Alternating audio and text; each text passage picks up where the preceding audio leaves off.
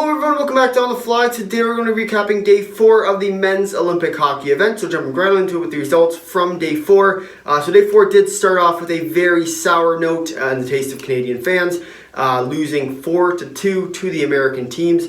And this was a game where the goaltender for the Americans, Sussman, did keep them in the entire game. Canada had pretty much every opportunity to win this game, but they could not figure out Sussman's how to get by him. But they did have quite a good few chances at the start of the game and continued their sort of success, coming on to go with a shorthanded goal. But in the end, Pasquale, who's the goaltender for Canada, did have a few mishaps. One was a shot that he let right through him, and the other was a mess up behind his own net.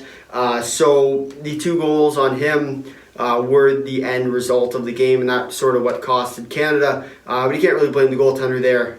Canada did have all the chances in the world to finish it, but they could not solve the goaltender. So taking a look at the second game of the day with Germany and China. So this was another game that was quite surprising in many senses. Obviously Germany was favorited, as pretty much every team in this tournament will be against Team China, but Germany only won by one goal with 3-2 victory. And this was one where, I mean, no one knew this was coming. No one thought this would happen. Even I didn't think this would happen. With China even scoring 2 goals at this rate was basically a miracle at that point. But with Germany winning, you don't really look at the result because China won't be in any of the tiebreakers unless some craziness happens. But with that, China did lose 3-2 in regulation, so they don't lose any points in the process. But it is going to be interesting to see how Germany fares, because they do have a major game coming up against the U.S. later today, and this is going to be one of the most important games for Germany, because obviously if they win this game, they continue their hopes, and sort of they come into this tiebreaker scenario of who has the most goals in game differential, and they are going to need quite a miracle to surpass the amount of goals of Canada and the U.S. sort of together. So it's going to be quite curious to see what goes on there.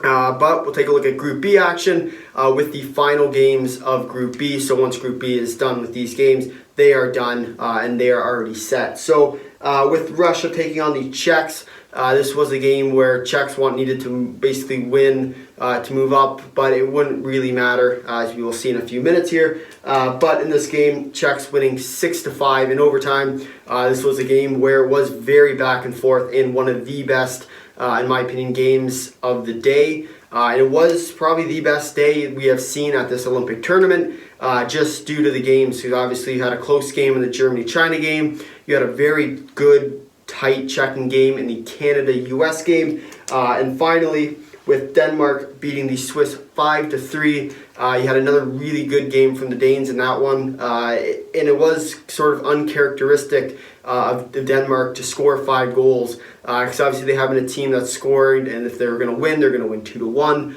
1-0, sort of that really tight defensive game. And that's sort of what you need when you aren't as skilled as your opponent. But with that, Switzerland did elect to play a very aggressive style of game today, but in the process, they did lose to Denmark 5-3. So taking a look at the standings from Day 4, we have Team USA with 6 points, 2 wins, one win for Canada at 3, and we can pretty much write off with Canada and China coming up later today.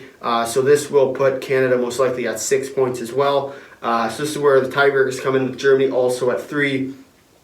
So basically, Germany, Canada, and the U.S., if Germany were to win, Canada were to win, we'd have a 3-way tie, and it would come down to overall points for and against in their goal differential between the 3 teams in their own matchups. And finally, China, 2 losses. Expect the 3rd one later today. And then Group B action, Russia with 7 points, 2 wins, and the overtime loss. Denmark with 6 points out of nowhere with the 2 regulation wins, obviously beating the Czech Republic earlier this week in a colossal collapse for Team Czech Republic. And then you have the Czechs, 2 overtime wins, bringing their point total to 4. And then the Swiss with 2 overtime losses, bringing their point total to 2. And then, so that sort of sets Group B. So Group B is no longer able to change. They have played all their games. So you will see as Russia, Denmark, Czechs, and Swiss in their respective orders. And then in Group C, we have Finland and Sweden, both 6 points, playing for their right to go into the quarterfinal rounds. And then you have Slovakia and Latvia coming up the rear. Obviously, this is another big game for both these teams, as obviously the winner of that will progress onto the quarterfinals. And then in the bottom game, you will have who wants to get the better seed in the qualifying round and actually have a shot at moving on into the later rounds in the semis and the quarter rounds. So they look at the upcoming schedule for today's or tomorrow's action, depending on where you live, what the time zones are. We got Latvia and Slovakia coming up at 11:10 p.m. Eastern Standard Time. We also have in finishing off Group C, Finland and Sweden, so this is going to be a big game, as I previously mentioned. The winner of this will move on to the quarterfinals. The loser of it will most likely have to play either China or the Swiss. And this game will happen at 3:40 a.m. Eastern Standard Time.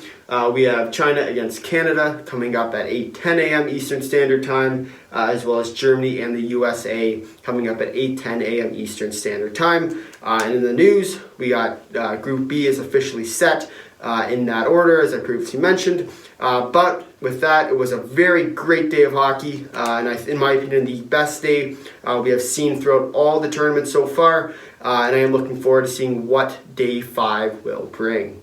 If you made it this far in the video, thanks for watching. If you'd like to drop a like, if you really liked it, consider subscribing. Tell all your friends, leave a comment down below your thoughts on Day 4 of the Men's Olympic Hockey event. Until next time, see ya.